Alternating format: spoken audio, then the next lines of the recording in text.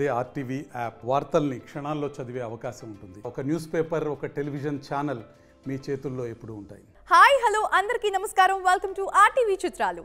Young tiger NTR ప్రస్తుతం దేవరా సినిమాలో నటిస్తున్నాడు. పాన్ ఇండియా మూవీగా దేవరా తెరకెక్కుతోంది. ఈ క్రమంలో ఆంధ్రప్రదేశ్లోని అల్లూరి జిల్లా మోదకొండమ్మ పాదాల వద్ద షూటింగ్ జరుపుకుంటోంది. ఈ సినిమాతో జాన్వీ కపూర్ తెలుగు ఇండస్ట్రీకి పరిచయం అవుతోంది. 2 భాగాలుగా తెరకెక్కుతున్న ఈ సినిమా మొదటి పార్ట్ ని దసరాకి విడుదల చేయడానికి చిత్ర యూనిట్ సన్నాహాలు చేస్తున్నారు. దేవరా మొదటి భాగం సెప్టెంబర్ 27న ప్రేక్షకుల ముందుకు రానుంది. ఆచార్య తర్వాత కొరటాల శివ దర్శకత్వం వహిస్తున్న ఈ సినిమా కావడంతో దేవరాపై భారీ అంచనాలు నెలకొన్నాయి.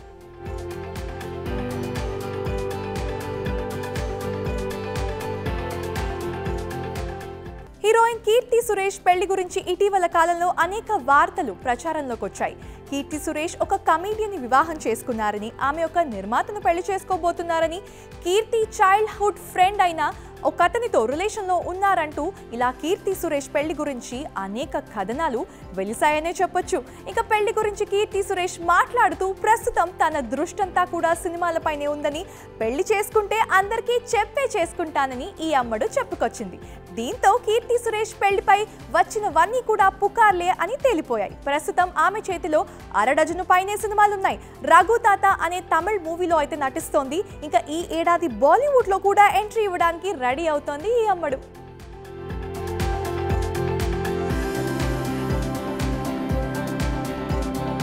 పాన్ ఇండియా మూవీగా తెరకెక్కుతోంది దేవరా. దీంట్లో NTR and Janhvi Kapoor heroines గా నటిస్తున్నారు. ఈ క్రమంలోనే ఆంధ్రప్రదేశ్లో షూటింగ్ అయితే నడుస్తోంది పాడేరులో.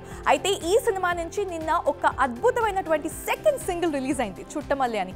అనిరుద్ రవిచందర్ ఈ సినిమాకి మ్యూజిక్ అందిస్తున్నారు. అండ్ సెప్టెంబర్ 27న ఈ సినిమా భారీగా విడుదలకి సిద్ధంగా ఉంది.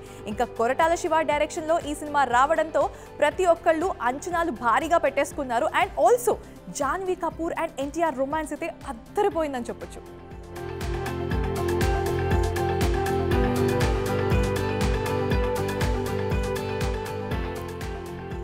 ఇటీవల కాలంలో విడాకులు తీసుకునే వారి సంఖ్య ఎక్కువగానే ఉంది. అందులోనూ సెలబ్రిటీల గురించి అయితే ప్రత్యేకంగా చెప్పాల్సిన పని లేకుండా పోయింది. ఏ రోజు ఏ సెలబ్రిటీ విడాకుల గురించి ప్రకటిస్తారో అనే విధంగా పరిస్థితి మారిపోయింది.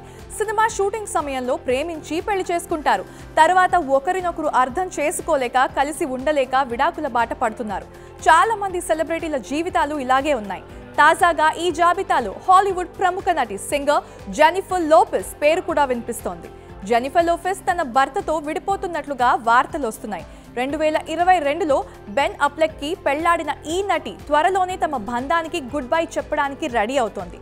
జెన్నిఫర్ లోపెజ్ తన భర్తకి భరణం కింద 900 కోట్లు డిమాండ్ చేసిందని తెలుస్తోంది.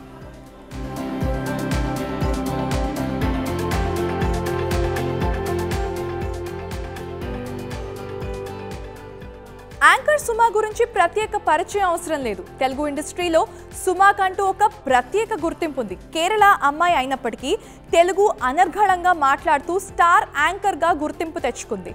చేసేది ఏ షో అయినా, ఎక్కడున్నా, ఏ స్టార్ హీరో అయినా అందరి కళ్ళు తన వైపే తిప్పుకునేలా చేయడంలో సుమ అయితే సిద్ధహస్తురాలని చెప్పొచ్చు. ఇంకా ఒకవైపు యాంకరింగ్ చేస్తూనే మరొక వైపు సినిమా ఈవెంట్స్ కూడా చేస్తూ 2 చేతులా సంపాదిస్తోంది. ఎన్నో ఏళ్లుగా యాంకర్గా తన సత్తాను కొనసాగిస్తోంది. ఎప్పుడూ కూల్గా నవ్విస్తూ ఉంటుంది. అలాంటి సుమను ఒక నటుడు అయితే ఇబ్బందికర పరిస్థితుల్లోకి నెట్టాడనే చెప్పొచ్చు. ఒక తమిళ నటుడు స్టేజ్ పైనే ఏకంగా సుమాని ముద్దు పెట్టుకోవడం ఇప్పుడు హాట్ టాపిక్ గా మారింది.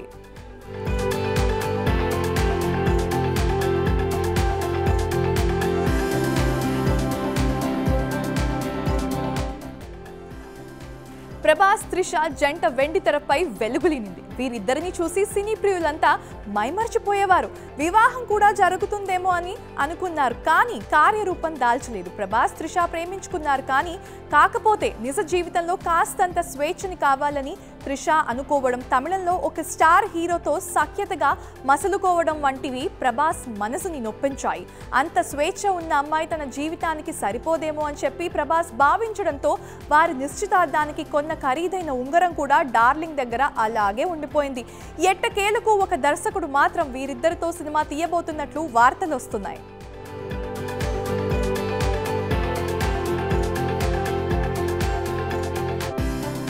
బాలీవుడ్ బెస్ట్ కపుల్ అంటే అందరికీ టక్కున గుర్తొచ్చేది అభిషేక్ బచ్చన్ ఐశ్వర్య రాయ్ జంట.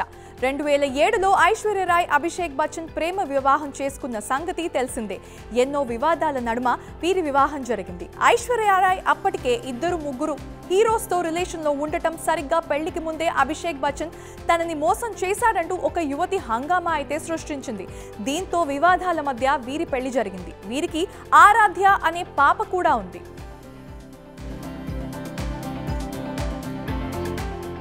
16 ఏళ్లు బాగానే సాగిన కాపురంతో గత కొంతకాలంగా విభేదాలు చోటు చేసుకున్నట్లు తెలుస్తోంది. ఒకవైపు ఐశ్వర్య రాయ్ అభిషేక్ బచ్చన్ విడాకులు, మరొక వైపు నవ్య, నవేలి, నదా బ్రేకప్ తో బచ్చన్ ఫ్యామిలీకి వరుసగా బ్యాడ్ న్యూస్లు వస్తూనే ఉన్నాయి. ఇంకా అభిమానులు వీరి గురించి తెగ ఫీల్ అయిపోతున్నారు.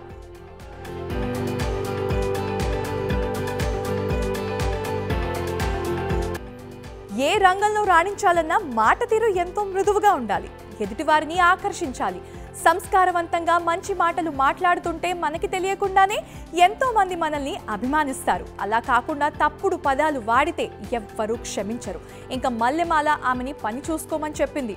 ఆమె రోజా రాజకీయాల్లో వివాదాస్పదరాలిగా మారటంతో పాటు సంఘటనలను దృష్టిలో ఉంచుకున్న మల్లెమాల సంస్థ రోజాని నిర్మొహమాటంగా తిరస్కరించినట్లు తెలుస్తోంది. ఆమె భర్త సెల్వమణి దర్శకుడు కావడంతో ఆయన కూడా అవకాశాల కోసం మాట్లాడుతున్నారని, తమిళంలో ఒక 2 ఛానల్స్లో కార్యక్రమాలు చేసే అవకాశం ఉందని వార్తలు వస్తున్నాయి. ప్రస్తుతానికి ఒక 2 నుంచి 3 సంవత్సరాల పాటు ఆమె రాజకీయాలకు, తెలుగు సినీ రంగానికి దూరమైనట్లుగానే భావిస్తున్నారు.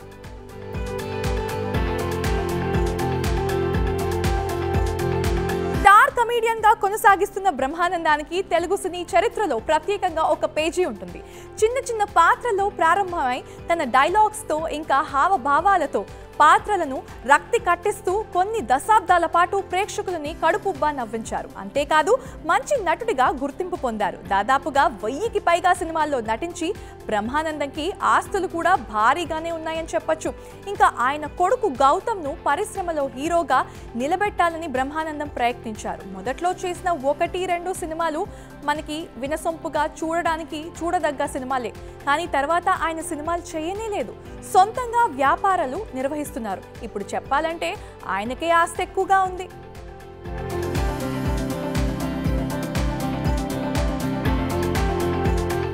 Pan India rebel star Prabhas కథానాయకుడిగా వచ్చిన తాజా చిత్రం కల్కి బాక్స్ ఆఫీస్ దగ్గర సంచలన విజయాన్ని అయితే సాధించింది. ఇటీవల కాలంలో ఇది 1000 కోట్లు రాబట్టిన చిత్రంగా నిలిచింది. అమితాబ్ బచ్చన్, కమల్ హాసన్, దీపికా పదుకోన్ లాంటి భారీ స్టార్స్ ఈ చిత్రంలో నటించారు.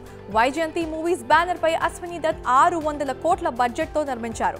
ఈ సినిమాలో అమితాబ్ బచ్చన్, కమల్ హాసన్ పాత్రలు అందరినీ ఆకట్టుకున్నాయి. కమల్ పాత్ర అయితే తక్కువగానే ఉన్నప్పటికీ 2వ భాగంలో చాలా కీలకం కాబోతోంది. అయితే కల్కిలో కమల్ పాత్ర ముందుగా మోహన్ లాల్ ని అడుగుదాం అనుకున్నారట కమల్.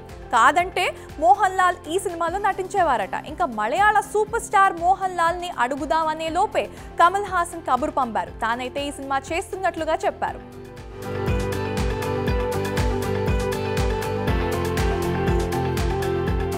జబర్దస్త్ లో కమీడియన్ గా మొదలైన హైపర్ ఆది కెరియర్ ప్రస్తుతం ఫుల్ గా జోరు మీద ఉంది.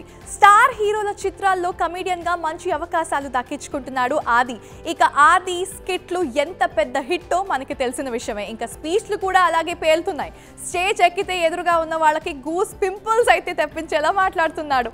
ఇంకా అలాగే సెటైర్లు కూడా అదే రేంజ్ లో ఉంటున్నాయి. తాజాగా కమిటీ కుర్రోళ్ళు ప్రీ రిలీజ్ ఈవెంట్ లో వైసీపీ మరొకసార్లు సెటైర్లు వేశాడు ఆయన. ఇంకా ఆది అయితే 11 అంటే నాకు ఏం గుర్తొస్తుందో అని చెప్పి స్టార్ట్ చేసి నిహారిక కొణిదెల నిర్మించిన కమిటీ కుర్రోళ్ళ సినిమా ఆగస్ట్ 9th రిలీజ్ అవుతుందని చెప్పేసి చెప్పుకుంటూ వచ్చారు.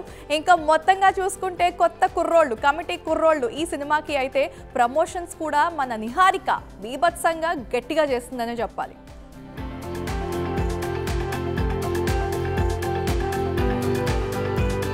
విశ్వవిఖ్యాత నట సార్వభౌమ నందమూరి తారక రామారావు గురించి తెలియని తెలుగువాడు ఎవ్వరూ ఉండరు. మహానటుడిగా, మహానేతగా ఆయన చెరగని ముద్ర వేశారు. ఇంకా ముఖ్యంగా ఆయన పోషించిన వాటిలో శ్రీకృష్ణుడి పాత్ర ఎంతో పేరు తెచ్చిందనే చెప్పొచ్చు. నిజంగా కృష్ణుడు ఇలాగే ఉండేవాడేమో అనేంతలా ఆయన పాత్రలో ఆయన ఒదిగిపోయారు. అయితే తాజాగా ఎన్టీఆర్ శ్రీకృష్ణుడి పాత్ర మొదటిసారి వేసినప్పుడు జరిగిన ఒక ఇన్సిడెంట్ గురించి నటుడు రాజీవ్ కనకాల ఒక ఇంటర్వ్యూలో పంచుకున్నారు. మాయాబజార్లోని కృష్ణుడి వేషం చేయడానికి నేనేంటి కృష్ణుడేంటి అని రామారావు గారు ముందు చాలా కంగారు పడ్డారట. కానీ నాగిరెడ్డి గారు, కేవీ రెడ్డి గారు వాళ్ళు ఏం చేశారంటే మేకప్ వేసిన వెంటనే ఎన్టీఆర్ కాళ్ళకి దండం పెట్టేలాగా ఫస్ట్ మేకప్ మ్యాన్ కి చెప్పారంట. ఇంకా అలాగే మేకప్ అయిన తర్వాత ఎన్టీఆర్ బయటికి వచ్చాక దండం పెట్టడానికి ముందే 20 మంది ప్రిపేర్ చేసి అక్కడ ఆ 20 మందిని ఉంచారంట. దీంతో ఎన్టీఆర్ మేకప్ అయ్యి బయటికి రాగానే ఆ 20 మంది ఆయన కాళ్ళ మీద పడి దండం పెట్టారంట. అప్పుడు నెమ్మదిగా ఆయన క్యారెక్టర్లో కృష్ణుడిగా నేను బాగున్నాను అని ఆయన నమ్మారట. అదన్నమాట సంగతి. ఇంకా అన్నీ అలా ఫీల్ అయ్యి బ్రహ్మాండంగా ఆయన నటించేశారు.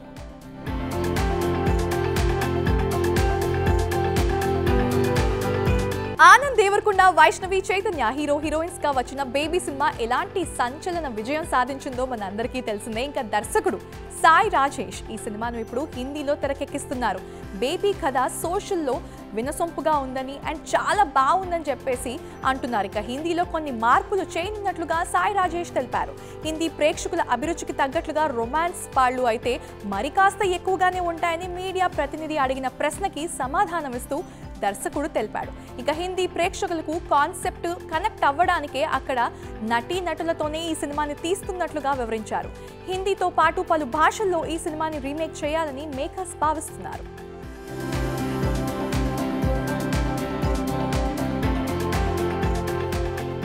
సారణ్ అంటే మనందరికీ చాలా ఇష్టం కదా. శ్రేయ తన కూతుర్ని స్కూల్లో జాయిన్ చేసింది.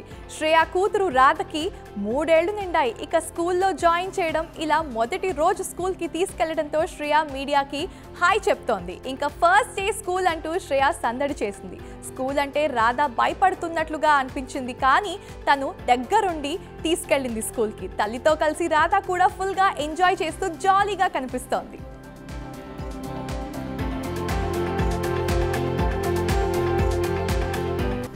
తమిళ హీరో చియాన్ విక్రమ్ ప్రస్తుతం తంగ్లాన్ సినిమా ప్రమోషన్స్ లో బిజీగా ఉన్నారు. ఆగస్ట్ 15న పాన్ ఇండియా లెవెల్లో ఈ సినిమా గ్రాండ్ గా రిలీజ్ అవుతోంది. దీంతో తెలుగులో కూడా జోరుగా ప్రమోషన్స్ చేస్తున్నారని తెలుస్తోంది మన విక్రమ్. ఇందులో భాగంగా తాజాగా జరిగిన ప్రెస్ మీట్ లో పవన్ కళ్యాణ్ గురించి అడిగిన ఒక ప్రశ్నకి ఇంట్రెస్టింగ్ ఆన్సర్ ఇచ్చారు విక్రమ్. 10 ఏళ్ల ప్రజల తరపున పోరాడి డిప్యూటీ సీఎం అవ్వడం చాలా పెద్ద విషయం అంటూ ప్రశంసించారు. పవన్ కళ్యాణ్ ఒక అద్భుతం.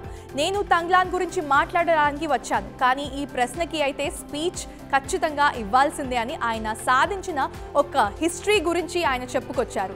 ఆయన వర్క్ నాకు చాలా ఇష్టం. ఆ విషయం పక్కన పెడితే ప్రజల కోసం 10 ఏళ్లు పోరాడి ఇప్పుడు ఒక డిప్యూటీ సీఎం అయ్యారంటే అది ఎంత పెద్ద విషయం. ఇది చూశాక ఇంకా ట్రై చేయాలని ఉంది అని నవ్వుతూ చెప్పారు. అంటే మనలాంటి వాళ్ళకి ఇప్పుడు ఒక ధైర్యం వచ్చింది అంటూ విక్రమ్ అన్నారు. Thank you so much for watching. This is Sudha Ganti signing off. మరిన్ని వీడియోస్ కోసం ఛానల్ ని సబ్స్క్రైబ్ చేయండి. లేటెస్ట్ అప్డేట్స్ కోసం వాట్సాప్ ఛానల్ ని ఫాలో చేయండి. అండ్ లింక్ డిస్క్రిప్షన్ లో ఉంది.